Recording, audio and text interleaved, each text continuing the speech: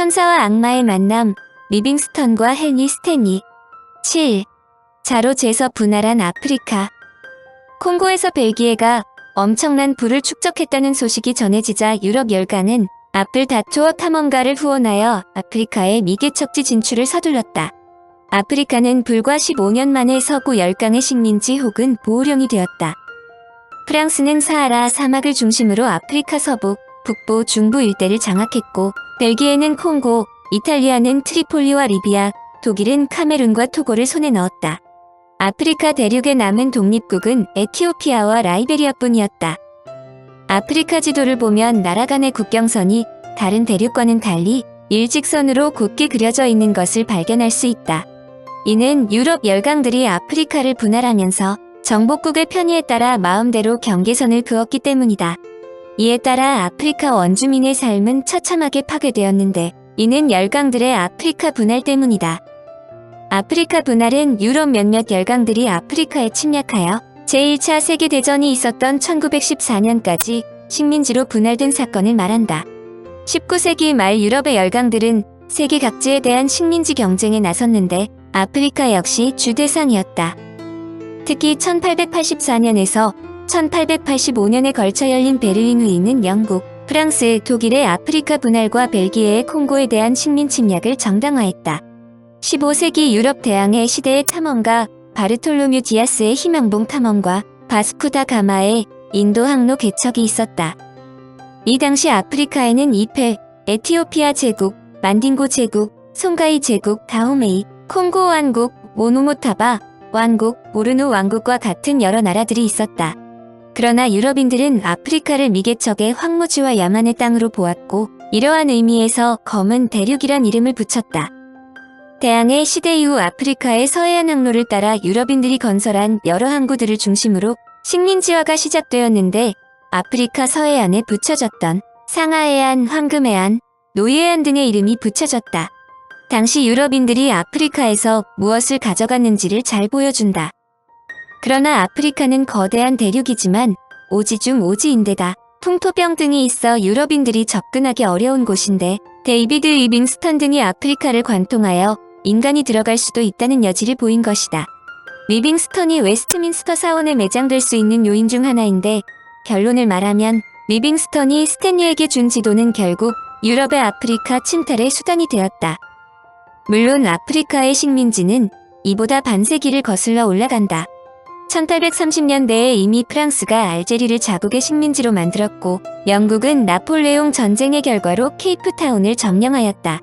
그러나 19세기 중반까지도 아프리카의 사하라, 이남 지역은 유럽 제국주의가 지배하지 못한 곳이었다. 영국에서 시작된 산업혁명은 19세기 중엽을 전후하여 유럽의 주요 국가와 미국 등에 확산되었으며 19세기 후반에 이르러서는 자본주의가 고도로 발달하게 되었다. 독점 자본주의, 금융자본주의에 도달한 선진 자본주의 국가들은 국내에 축적된 잉여 자본의 투자 시장을 확보하기 위하여 새로운 식민지를 필요로 하게 되었다. 더불어 1873년에서 1896년까지 장기 불황이 지속되자 영국, 프랑스, 독일을 비롯한 유럽의 여러 나라들은 아프리카를 식민지화하고 세계 자본주의 시장에 편입시키려는 계획을 수립했다. 바로 이 절묘한 순간에 스탠리에 고무된 레오폴드 2세가 1876년 개인 자격으로 국제중앙아프리카 탐험 및 문명협의회를 조직하고 헨리 모턴 스탠리를 콩고 분지에 파견한 것이다. 스탠리의 탐험 결과 벨기에가 콩고 지역에 진출하게 되자 유럽 각국은 이에 자극받아 아프리카의 탐험가를 파견하였다. 1880년 프랑스는 남부에 있는 벨기에 콩고에 직접 대응하여 콩고 북쪽에 프랑스 보호국을 설립했다. 1882년 영국이 이집트를 정복하여 아프리카 대륙을 장악하기 위해 서유럽의 모든 세력들 사이에 치열한 경쟁을 불러일으키자 1884년 베를린에서 오토 폰 비스마르크가 베를린 회의를 주최했다. 여기서 영국, 프랑스, 독일 등 유럽 열강들이 아프리카 식민지화에 대한 원칙을 합의했다. 여기에서 합의된 사항은 다음과 같다. 1. 벨기에 국왕은 개인 자격으로 콩고의 통치자가 되며 콩고는 자유무역지역으로 한다. 2. 아프리카의 특정 지역을 자국의 식민지로 인정받기 위해서는 실제 그 지역에 대한 통치 능력이 있음을 입증하여야 한다. 이에 따라 벨기에가 콩고를 자신들의 식민지로 만들 수 있었지만 다른 나라들은 식민지를 인정받기 위해 효과적인 점령을 채택했다. 간단히 말해 이미 다른 유럽 국가가 점유하고 있는 모든 영역을 인정하는 것이다. 그러나 아직도 점령되지 않은 지역은 먼저 교역로를 확보하거나 원주민과 협약을 맺는 등 실효적 지배를 한 국가의 소유권을 인정하겠다는 뜻이다. 그러므로 각국은 자신들이 관여하는 지역에 대한 정당한 주장을 갖기 위해서 무엇보다 군대 등을 파견했다. 아프리카를 효과적으로 점령하기 전에는 어떤 영토도 공식적으로 주장할 수 없기 때문으로 아프리카가 지옥으로 변하게 된 이유다. 아프리카에서 영국은 종단 정책을 실시하여 남쪽의 케이프 식민지와 북쪽의 이집트를 식민지로 연결하려고 노력하였다. 프랑스는 횡단 정책을 실시하여 알제리와 마다가스카르 섬을 연결해 식민지를 확대하려고 시도하였다. 그 밖에 독일, 이탈리아 등도 아프리카의 식민지화 경쟁에 뛰어들었다. 남아공의 네덜란드 아프리카 공화국조차도 악명 높은 보어 전쟁에서 영국에 의해 정복되었다. 결국 유럽의 먹이가 된 아프리카는 베를린 의가 있은 지 30년 만인 1914년 무렵 에티오피아와 라이베리아를 제외한 아프리카 모든 지역이 유럽의 식민지로 분할되었다. 기독교인보다 많은 회교도. 유럽이 아프리카를 거의 전부 석권했음에도 현재 아프리카에 이슬람교도가 많다는데 많은 사람들이 의아하게 생각한다. 아프리카를 말한다면 영국, 프랑스, 독일 등 제국주의가 점령한 지역으로 여겨지기 때문이다. 다소 이상하게 여길 수 있는 일인데 이는 이슬람의 역사를 보면 이해가 된다. 7세기 아라비아 반도에서 이슬람교가 창시되고 이슬람 세력이 북아프리카를 침략하면서 이집트 지역의 파티마 왕국, 아이유브 왕국 등 이슬람 왕조가 들어선다.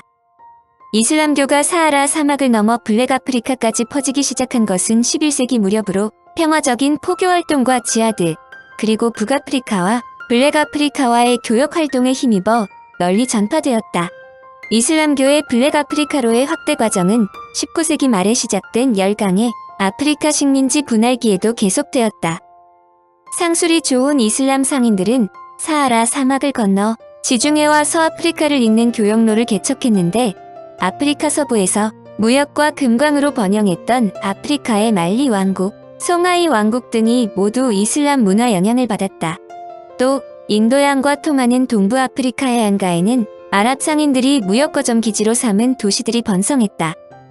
오늘날 아프리카의 이슬람권은 북부와 서부 지역을 중심으로 하며 동부에서는 수단, 소말리아, 에티오피아, 그리고 케냐에서 탄자니아를 거쳐 모잠비크 북부에 이르는 연안부에도 띠 모양으로 이슬람권이 형성되어 있다.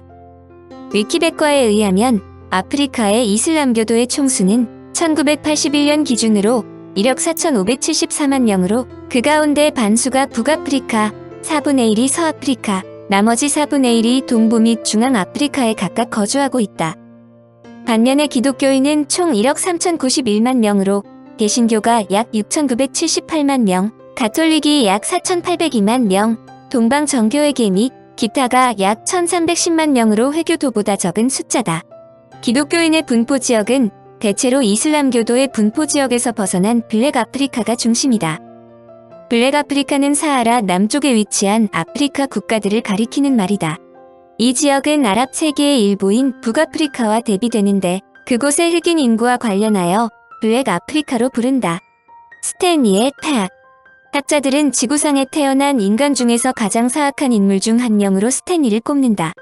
리빙스턴이 호의로 준 지도 한 장이 스탠리에 의해 완전히 변질되어 아프리카 지역이 멍해의 굴레 속으로 빠져들며 유럽의 제국주의에 의해 철저하게 약탈당하고 유린되었다는 것은 지구상에서 실제로 일어난 일이기 때문이다.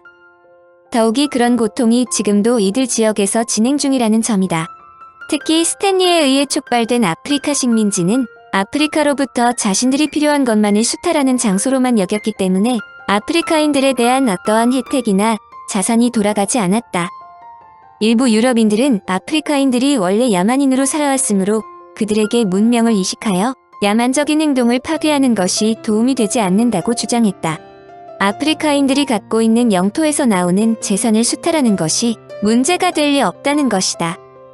현재는 수많은 나라가 독립하여 명목상 아프리카인들이 나라를 통치하는 곳도 적지 않다. 이 문제에 관한 한 학자들의 지적은 냉철하다. 아프리카인들에게 독립을 준 것은 독립을 주더라도 아프리카로부터 필요한 것을 얻는데 큰 불편이 없다는 것이다. 한마디로 아프리카에서 물질적인 이득을 얻을 수 있는 한 유럽인들의 지배가 아프리카에서 종식되는 것은 불가능하다는 것이다. 리빙스턴도 아프리카의 현 상황에 결코 자유롭지 못하다고 지적하는 것은 사실이다. 그가 주창한 아프리카의 기독교화와 노예 해방이 유럽의 제국주의를 통해야 한다고 믿었고 이를 실천하는 데 앞장섰기 때문이다. 그가 말한 아프리카인들의 문명화가 아프리카인들에 의한 것이 아니라 제국주의적인 생각을 토대로 아프리카가 제국주의의 먹이가 되었음은 물론이며 이를 리빙스턴의 업적으로 이야기하는 것도 사실이다. 그가 제국주의에 얼마나 큰 공헌을 했다는 것은 웨스트민스터 사원에 매장된 것으로도 알 수 있다. 그러나 리빙스턴과 스탠리를 같은 급으로 볼 수는 없는 일이다.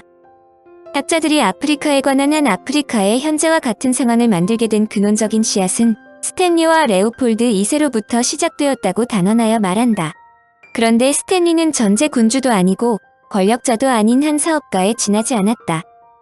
그런데도 불구하고 세계의 역사가 한 개인의 영달과 무력에 의해 얼마나 변질될 수 있으며 또 큰 파장을 갖고 올 수 있는가를 보여준 장본인이다. 스탠리와 같은 인물이 또 다시 나타날 수 있는지 예에 주목할 만하다. 청취자에게 원하는 것은 1. 구독 2. 좋아요